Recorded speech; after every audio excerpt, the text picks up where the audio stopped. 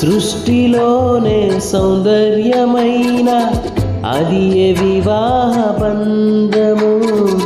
కష్ట సమయములోన సైతం ప్రేమ చూపే బంధము.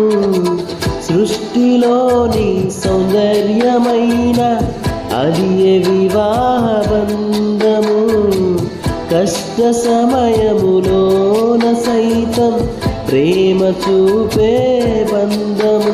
దేవాని ప్రేమకు ప్రతిరూపమే వివాహమై, దేవాని ప్రేమకు ప్రతిరూపమే వివాహమై, జీవము అనే కృపావరములు ఒకరికొకరుగా జీవించాలి.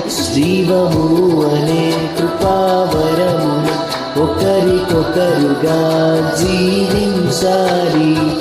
నా జీవితానికి ఒక అర్థమే ఉన్నాదని, నా కోసమే ఒక చిత్తమే ఉన్నాదని